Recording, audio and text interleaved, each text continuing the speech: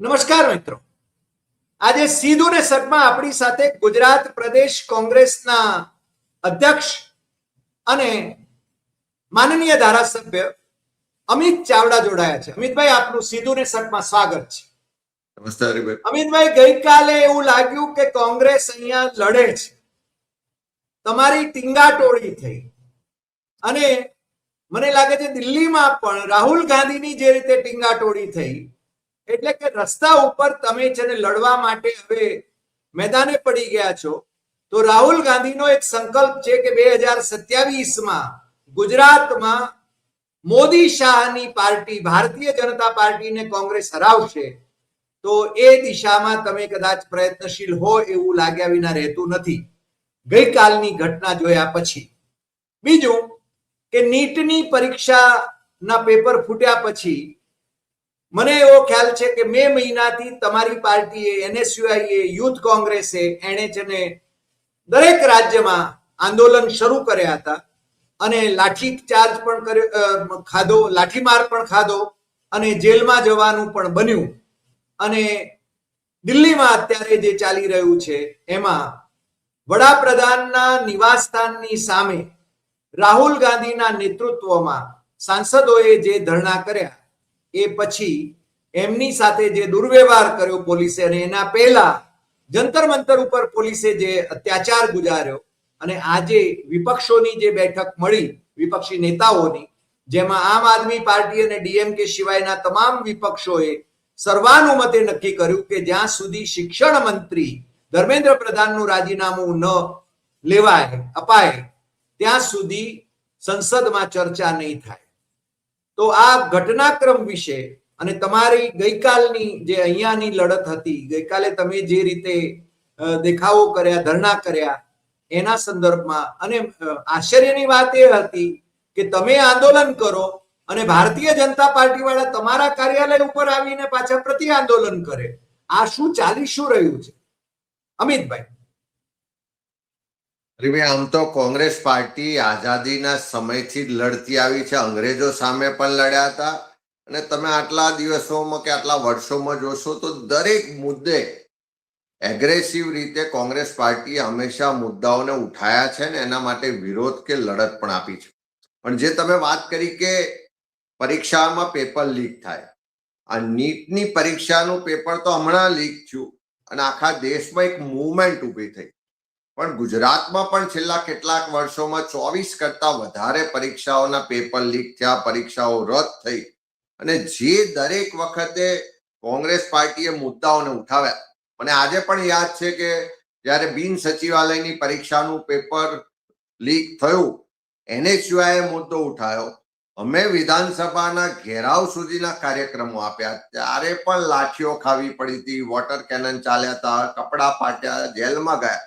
એવા અનેક કિસ્સાઓમાં એનએસયુઆઈ, યુથ કોંગ્રેસ ને આખી કોંગ્રેસ પાર્ટી જ્યારે આવા મુદ્દાઓ આવ્યા છે ત્યારે એગ્રેસિવ રીતે એણે છાત્રોનો અવાજને બુલંદ કર્યો છે, યુવાનોના વાતને લઈને સંઘર્ષ પણ કર્યો છે.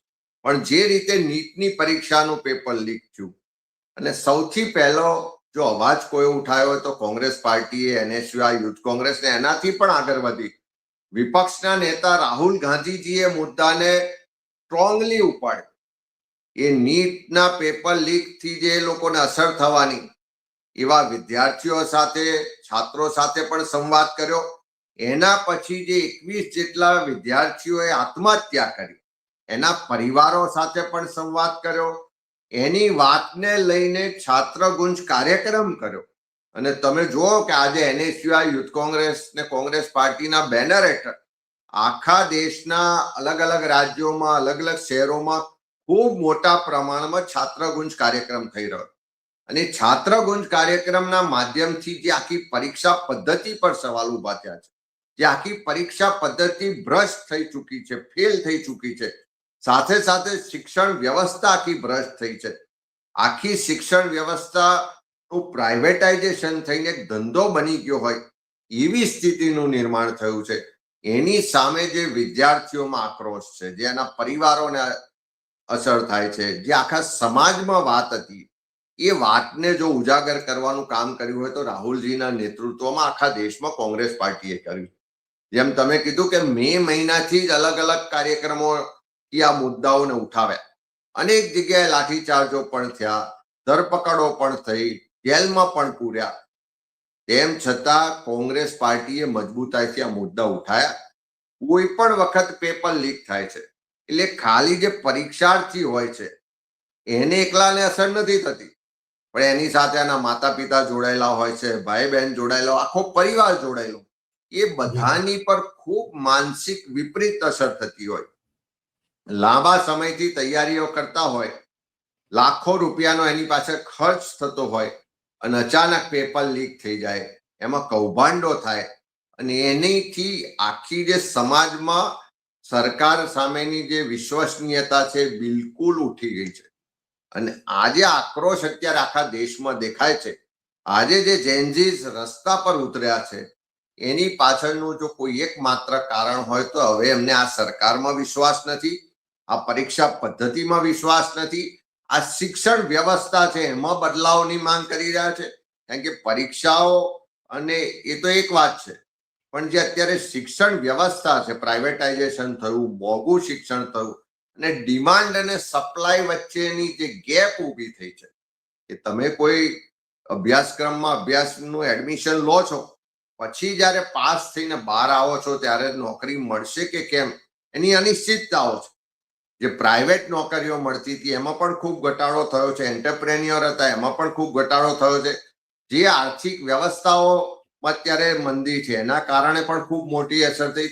એટલે ચારે બાજુથી જે યુવાઓ છે દેશના, એ લોકોમાં આક્રોશ છે, એની વેદના છે, દર્દ છે, જે પીડા છે, એને આજ દિન સુધી કોઈ વાચા આપી નથી. એને વાચા આપવાનું કામ હું માનું છું પહેલું જો કોઈ કર્યું હોય તો રાહુલ ગાંધીજીના નેતૃત્વમાં થયું.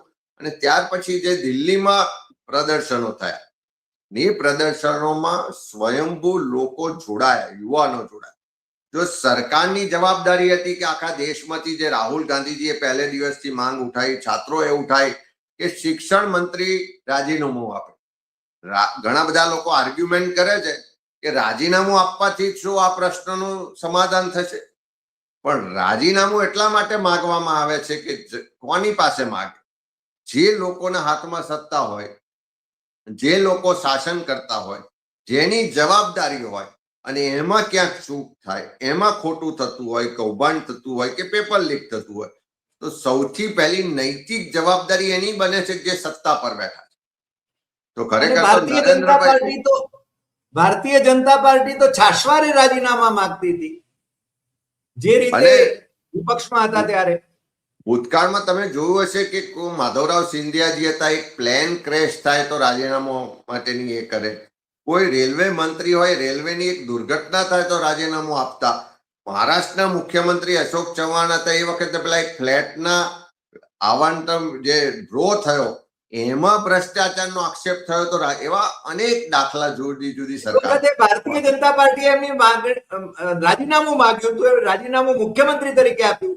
એ જ અશોક ચૌહાણ હવે ભારતીય જનતા પાર્ટીના માનનીય સંસદ સભ્ય છે. મને લાગે છે બધા કોંગ્રેસ પાર્ટી હંમેશા તમારા નેતાઓ છે.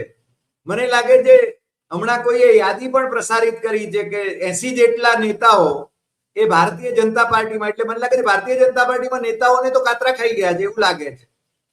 ભાઈ એ વ્યક્તિઓ કોઈ પણ હોઈ શકે, પણ એ પક્ષની વિચારધારા છે, પક્ષની પોલિસી છે. કે કોંગ્રેસમાં પવન બંસલજી રેલવે મંત્રી હતા, સામાન્ય એમના કોઈ કૌટુંબિક ભત્રીજા પર આ પૈસા લેવાનો, તો રેલવે મંત્રી તરીકે એમણે રાજીનામું. આ એક નૈતિક જવાબદારી સ્વીકારે છે, પારદર્શકતાની વાત કરે છે, તટસ્થ તપાસની અને એકાઉન્ટેબિલિટીની વાત છે. પણ અત્યારે તો આટલું બધું ચાલે છે, આખો દેશમાં આંદોલન થઈ રહ્યા છે, તેમ છતાં નરેન્દ્રભાઈ એમના શિક્ષણ મંત્રીને બચાવી રહ્યા. આખી જે પાર્ટી છે, અહીંયા આગળ દિલ્હીમાં તમે અત્યાચાર જુઓ, અંગ્રેજોના શાસનમાં પણ હું માનું છું કે આવો અત્યાચાર નહીં થયો હોય. જે રીતે નાની નાની આપણી દીકરીઓ પર ત્યાં લાઠીચાર્જ થયો છે, જે એની સાથે બેસલુકીથી વર્તન થયું છે, જે ટીયર ગેસ છોડ્યા, જે રીતે અત્યાચાર થયો, હું માનું છું કે એને બોલાવીને સંવાદ પણ થઈ શક્યો હોત, એની સાથે બેસીને એનું નિરાકરણ પણ થઈ શક્યું હોત, એની માગણી માનીને એને શાંતિથી ઉકેલ પણ આવી શક્યો હોત. જે કોંગ્રેસ પાર્ટી ખડગે સાહેબ રાહુલજીએ જયારે પાર્લામેન્ટમાં પહેલે દિવસ ચર્ચાની માંગણી કરી તો ચર્ચા ના આપી. જ્યારે પ્રાઇમ મિનિસ્ટર આવાસની સામે રાહુલજી ખડગે સાહેબ કોંગ્રેસના સાંસદો ધરણા પર બેઠા તો એની સાથે પણ બોલાવીને વાત કરી શક્યા હોત, સમાધાન કરી શક્યા હોત. પણ ત્યાં પણ પોલીસનો અત્યાચાર, ત્યાં પણ તમે જુઓ રાહુલજી વિપક્ષના નેતા છે, એમને રસ્તા પર ઘસડીને ધરપકડ કરવામાં આવે. પ્રિયંકાજી જે સાંસદ છે એની સાથે બદસલુકી થાય, બીજા બધા સાથે ગેરવ્યવહાર. હું પણ એ દિવસે ત્યાં દિલ્હી હતો, હજુ અમે તો સ્થળ પહોંચીએ એ પહેલા અમારી સાથે પણ પોલીસે ખૂબ ખરાબ વર્તન કર્યું હતું.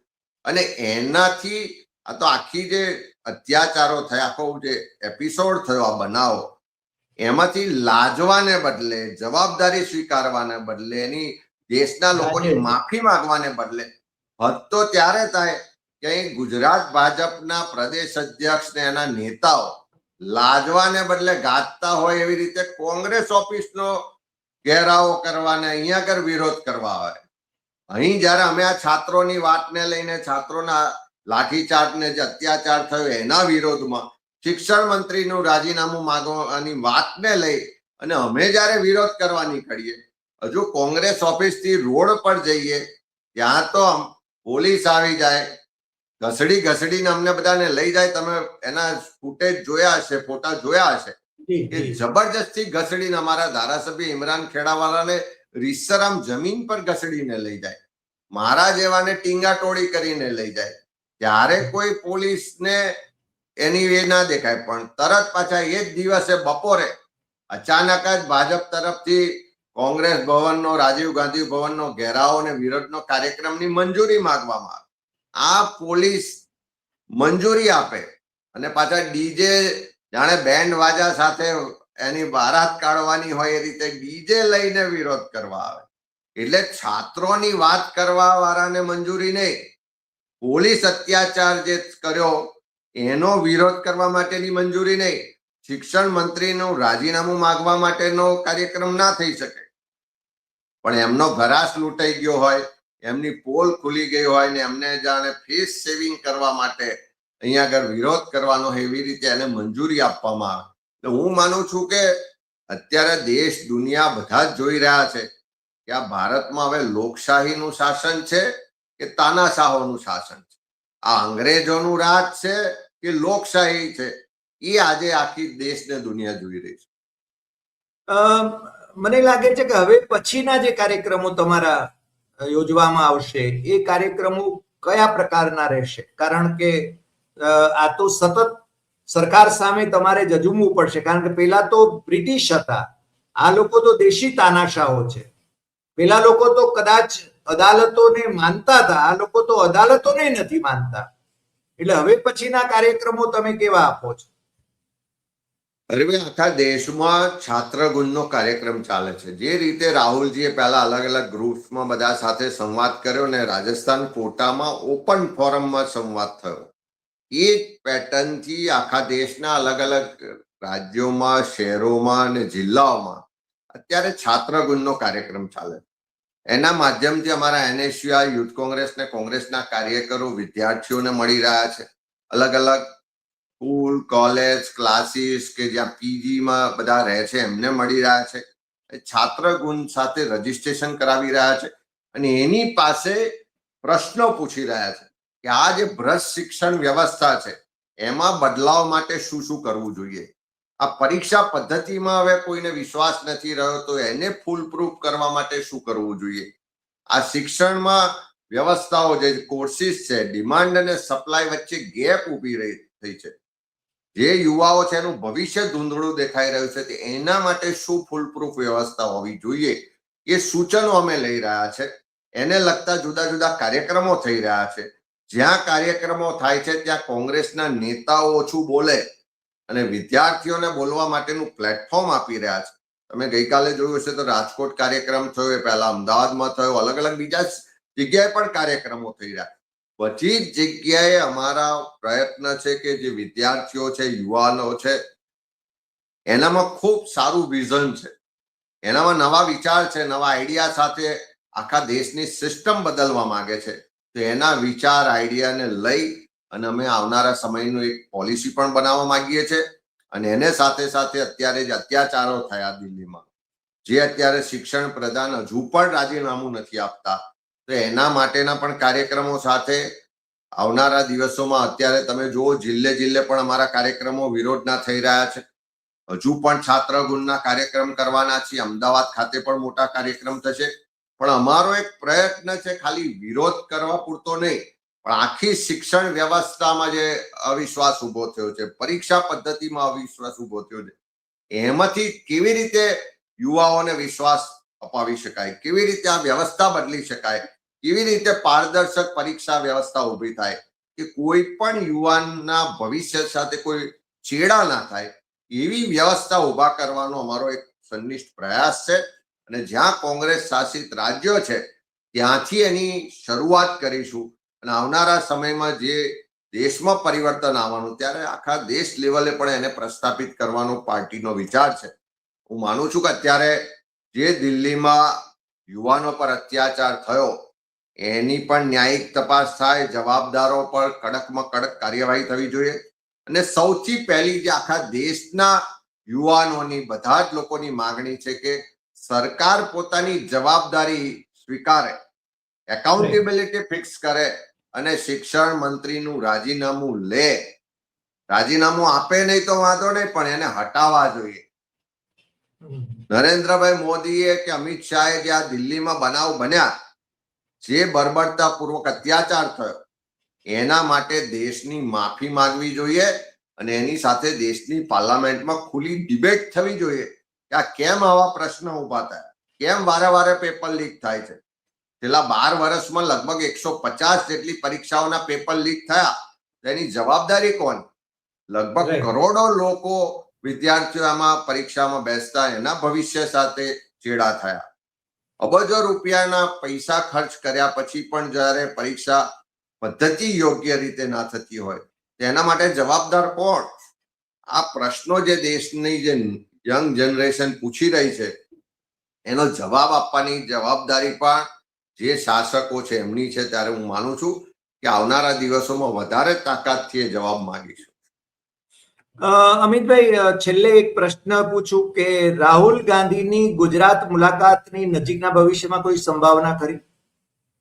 ચોક્કસ. અમે રાહુલજીને આમંત્રણ પણ આપ્યું છે કે ગુજરાતના યુવાનોની જે વેદના છે, પીડા છે, આક્રોશ છે, તમે તો જાણો છો કે ગુજરાતમાં કોઈ યુવાનોને વિરોધ કરવો હોય તો મંજૂરી નથી મળતી, કોઈ મહિલાના મુદ્દે પ્રશ્ન ઉઠાવવો હોય તો મંજૂરી નથી મળતી, કોઈ કર્મચારીઓને પણ આંદોલન કરવું હોય તો મંજૂરી ના મળે, કોઈ વેપારીઓ કે ખેડૂતના કાર્યક્રમોને પણ મંજૂરી ના મળે. બધી જ રીતે જાણે અહીંયા ડરાવા દબાવવાનું શાસન હોય એવો પ્રયત્ન થઈ રહ્યો છે. એની સામે પણ લડીએ છે.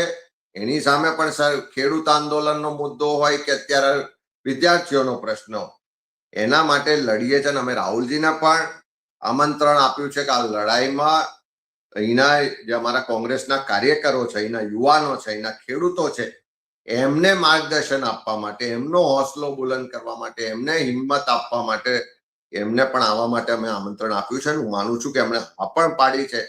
આવનારા દિવસોમાં કાર્યક્રમ નક્કી કરીને એમને પણ બોલાવીશું. અને ગુજરાતના યુવાનોને પણ તમારા માધ્યમથી કહેવા માંગીએ છીએ કે ક્યાં સુધી સહન કરશો, ક્યાં સુધી ચૂપ રહેશો? જો ચૂપ રહેશો, સહન કરશો, તો આ તો નવા અંગ્રેજો છે. તમે કીધું એમ પેલા તો ગોરા અંગ્રેજો હતા, થોડા ભણેલા ગણેલા, થોડા લિબરલ હતા, તેમ છતાંય અન્યાય, અત્યાચાર ને શોષણ કરતા હતા. આ તો આ ભાજપના અંગ્રેજો જે ગોડસેની વિચારધારામાં માનવા વાળા છે, એમની પાસે કોઈ શરમની, કોઈ દયાની, કોઈ ન્યાયની આશા રાખી શકાય એમ નથી.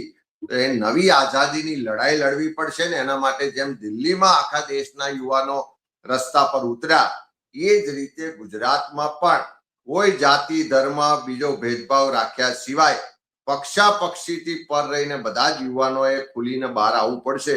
ત્યારે જ ન્યાય મળશે, ત્યારે જ અધિકાર મળશે. અને કોંગ્રેસ પાર્ટી હંમેશા એની વાતને બુલંદીથી ઉઠાવીશું અને અધિકારની લડાઈ લડીશું પણ. અમિતભાઈ, આજે આપ અમારી સાથે જોડાયા બદલ આપનો ખૂબ ખૂબ આભાર. અને આવતા દિવસોમાં ગુજરાતમાં કોંગ્રેસના નેતૃત્વમાં, રાહુલ ગાંધીના નેતૃત્વમાં, આપના નેતૃત્વમાં લોક પ્રશ્નો ઉકેલવા માટેનું આંદોલન ઉગ્ર બનશે જ એવી શ્રદ્ધા સાથે આજે આટલી વાત. ફરી મળીશું નવા એપિસોડમાં નવા Thank વિષય you. સાથે.